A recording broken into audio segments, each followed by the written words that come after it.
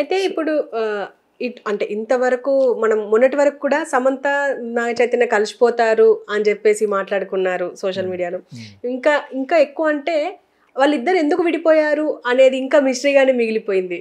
మీరేమంటారు?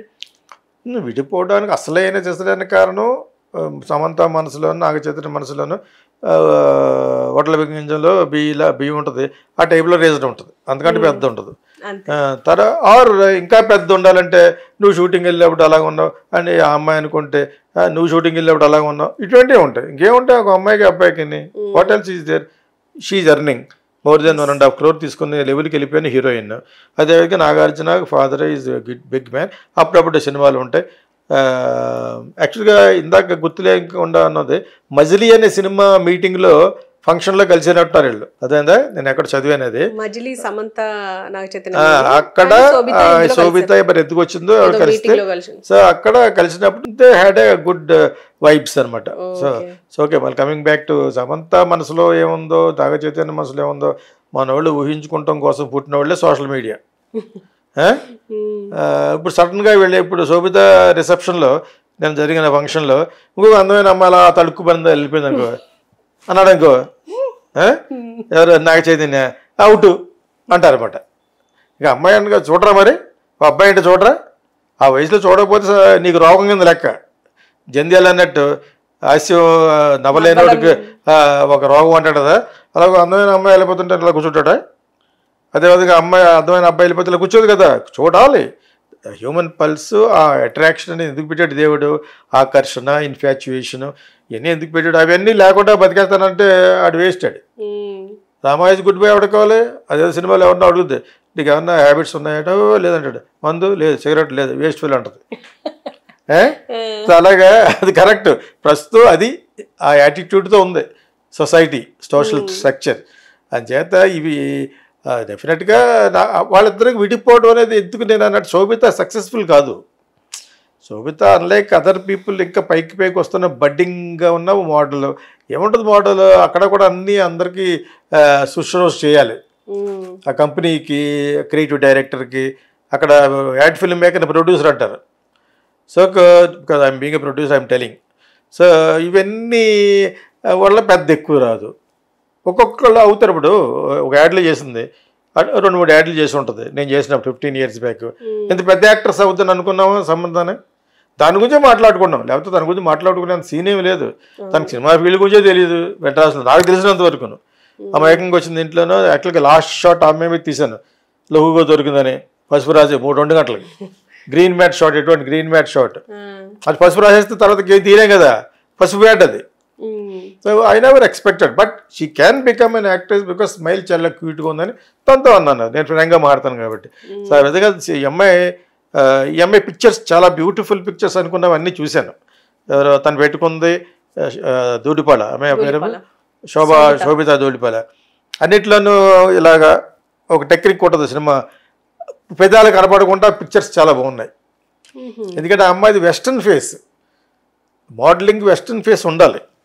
నేను రోజు పెడతా ఉంటాను నా స్టేటస్లోను, ఫేస్బుక్లో, ఇక్కడ కూడా పెడతా ఉంటాను.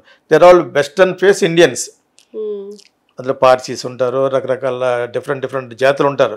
వాళ్ళంతా కూడా లిప్స్ చాలా పెద్దవి ఉంటాయి. ఓకే, ఏంజెలినా జోలీ అలాగనమాట. మనకి అది నచ్చదు. మనకి పెదాలు పెద్దగా ఉండ పర్టికులర్గా చూడలేరు అన్నమాట హీరోయిన్గా. అంచేత తనకు తెలుసు కాబట్టి గుడ్ మోడల్ అన్నాను.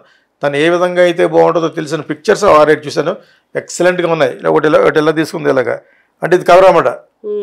అలా 2-3 ఉన్నాయి పిక్చర్స్, చాలా అందంగా ఉంది యాక్చువల్గాను.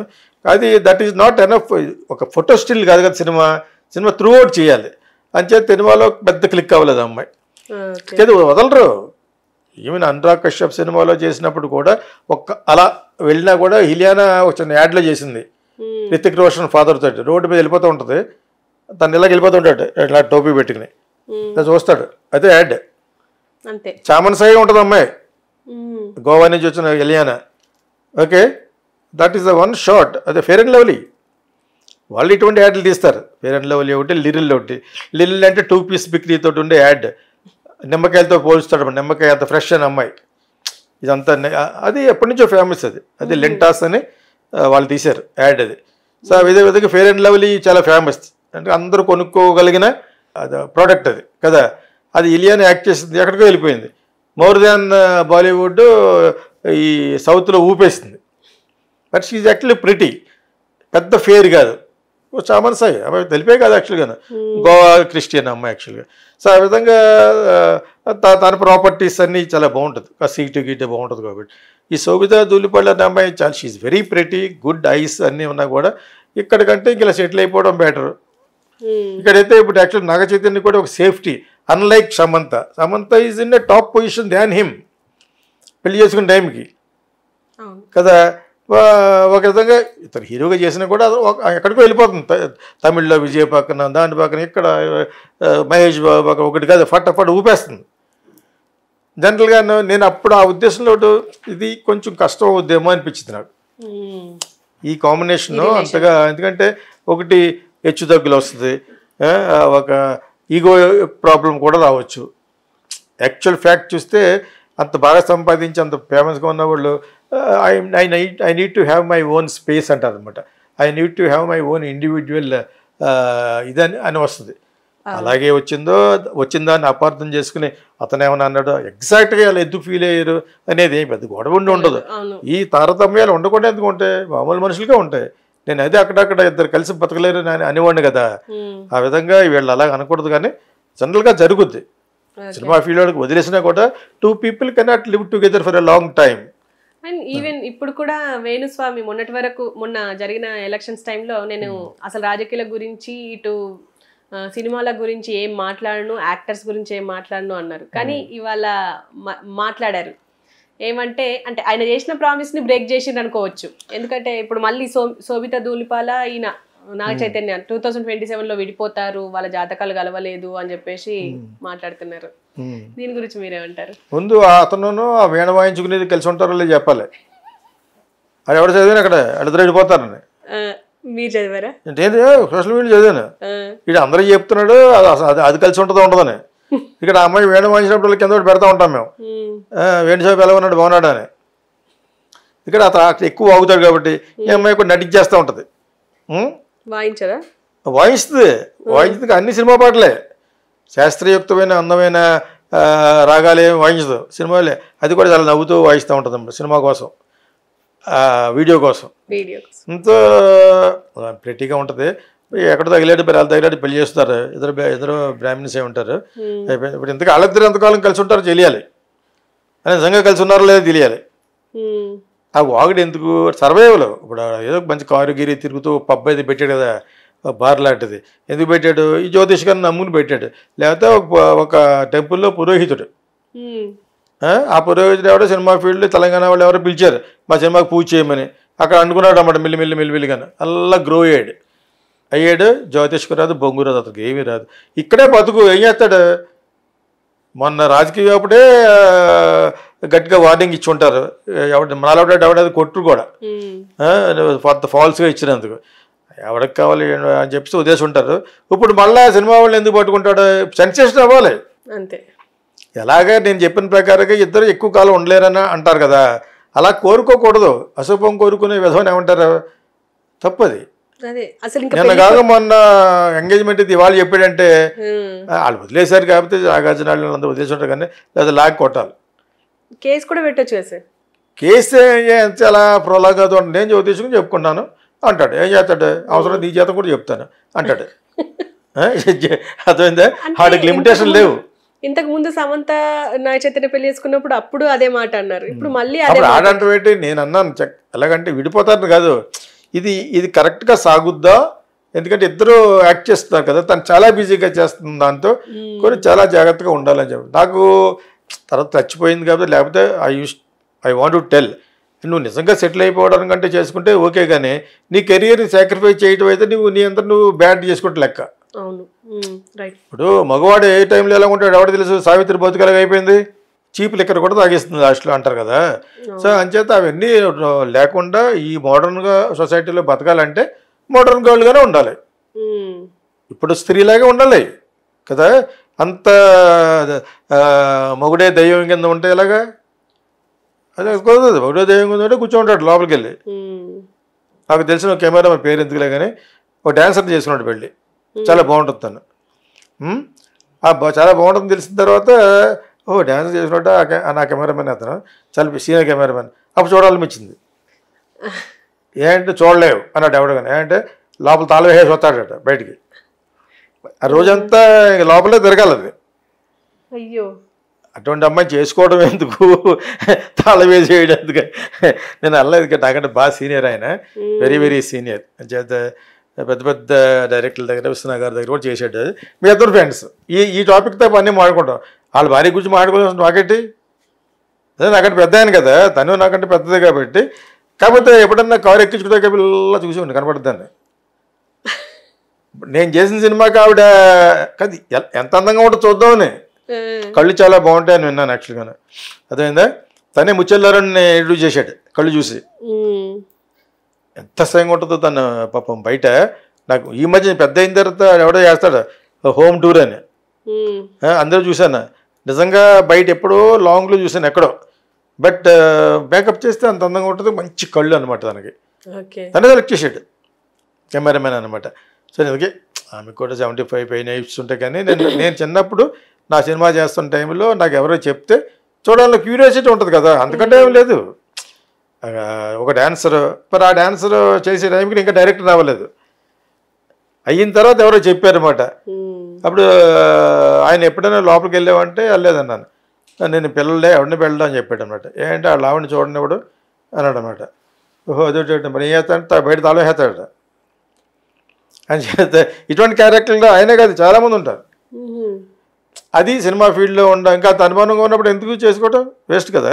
She will be feeling happy, టీవీకి ఇవన్నీ ఉంటుంది కానీ ఆ ఒక ఫీలింగ్ ఉంటుంది కదా, why a man is lacking me inside అని ఉంటుంది.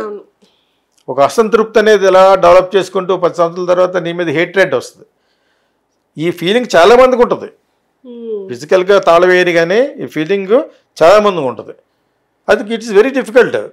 సినిమా ఫీల్డ్ అనేది కూడాను ఎటువంటి సామెత చెప్తారు, నేను మార్కెట్కి వెళ్తాను కొంచెం మగవాళ్ళని తప్పుకోండి అందట ఎవత ఆడదు. వెళ్ళేది మార్కెట్, మగవాళ్ళని తప్పుకోమంటే ఎలాగా, వచ్చేది సినిమా ఫీల్డ్. సినిమా ఫీల్డ్ అన్నమాట ఈ రోజున సాఫ్ట్వేర్ అయినా 100 మంది అబ్బాయిలు ఉంటారు. అంచేత these are all nonsense యాక్చువల్గాను.